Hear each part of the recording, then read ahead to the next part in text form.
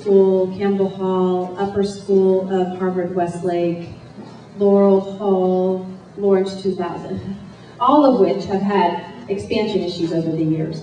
What we do is work with the community in those areas and have identified what was going to deal with some of their concerns. Many of them had to do with queuing, making sure there was enough driving through so that you didn't have the impact on the neighborhoods and the community. And so that's how I have worked when there's been an issue of expansion, but I don't know what has happened on the buses. Okay. I know you covered, and I think there were some questions while I was out of the room about Fashion Square, but there was a few questions on that. Victoria Blair and Cindy Richardson.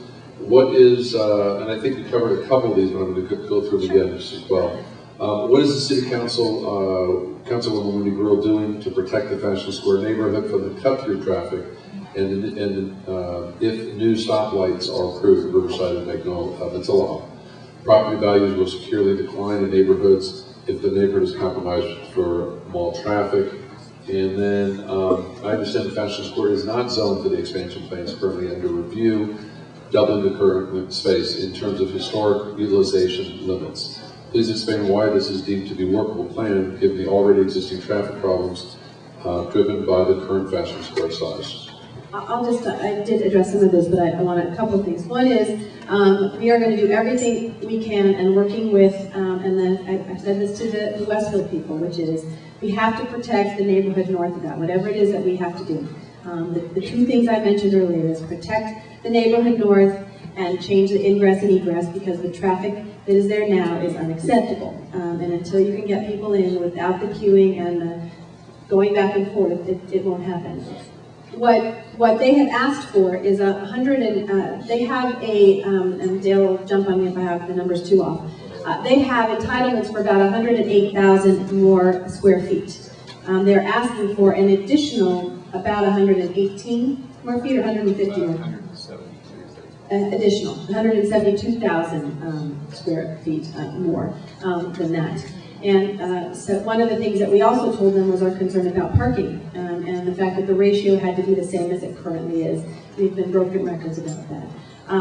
They have not come to us, Kenny, at all about this property. We have had other people who have kind of said, what do you think is going to happen at Sunkist? And I said, well, you're going to, there's a lot of community interest in that. So you better think long and hard and what is currently there versus what you may want to propose. And to date, no one has bought the property. And what I understand is it's actually, they're asking a lot for this property, not within any reasonableness today. Westfield did try initially to buy the corner, Wear Linens and things, and Bank of America, and KB Toys, and Ross. And the owner did not want to sell to them, and has not indicated any other interest. Hello, how are you? Sorry. Oh, okay. I can't see with the light. Sorry. Oh, say hi to Richard. Okay, well, hi to you too. Okay, anyways, Richard. Okay. We are going to watch that carefully. We've heard some discussion that they may be rethinking how big it's going to be. I mean, the market clearly, that's the good news, bad news. The market has changed dramatically in the last year, which means a lot of the developments that we have seen coming forward are not coming to fruition either at all or to the extent that they had originally planned. And so we will keep you updated on that. They have not come to brief us on anything new, but it indicated they were going to as soon as the EIR came out. Okay. This next one is from Emil Lawton. Do you think that Proposition 98 is a threat to the general plan for us in particular and the zoning laws in California in general? Please explain. And I will try my best, because I have come out in opposition to 98 and for 99. This is all about, well, it's supposed to be about eminent domain and the issues, and 99 was put forward to address some of the real concerns that people have, and I know particularly as we talk about 4 or 5 101 issues, particularly looking at how they look at eminent domain and the process by which to do it. 98 also includes some language that would get rid of rent control, and so there's a big concern by people that if 98 is passed, that there may be some good things in there, but that the rent control aspect of it, again, the state telling us what to do. We want local control as much as possible. We do not want the state to be able to tell us how to do that. So that's kind of the overall, and I know. Okay. And John Wade asks, what's the real reason the trash pickup has gone from $98 a year to $430 a year? The timing is so bad. How many times will the city use the reason more cops? Good question. I know that was asked. As you may know, and it's happened during some of the time I've been there, the city of Los Angeles charged for a while $11 for trash pickup per month. That was not full cost recovery.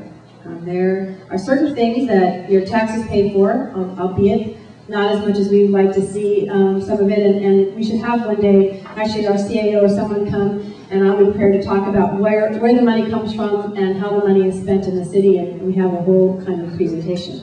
But for on the trash fee, the city of Los Angeles made a choice several years ago, which was to go to full cost recovery. And the full cost recovery that the city has for picking up trash. Now, if you are in Calabasas, or in Burbank, or Glendale, or Culver City, or San Fernando, or West Hollywood, you all pay for trash if you live in any of these areas. This is not something new that the city came up with to charge for trash. It's always been a fee base. However, it has not been full cost recovery. A few years ago, what the city council and the mayor chose to do was to say, we've been subsidizing the trash, your trash pickup for a while. And if we go to full cost recovery, the money that we no longer use to subsidize that trash fee will go back into the general fund. And the top priority for us in our general fund, which I put into our financial policies, was that it would go for the hiring of police officers. And so that's really the bottom line about why the trash fee has gone to that level. And we're kind of in the middle, just so you know, and we can get this for you. When you look at trash fee costs that are in the surrounding communities, we're kind of in the middle compared to some of the other cities. With that, I'd like to thank the Councilwoman. If you have any other questions, she can't get out of the room until she's answered your questions. Please clean up the table. Next meeting, we're going to focus on clean money in Los Angeles and whether that is part of the solution to get the developers and unions out of the business. Thank you very much. Hope to see you next meeting. Thank you very much for having me. Thank you so much.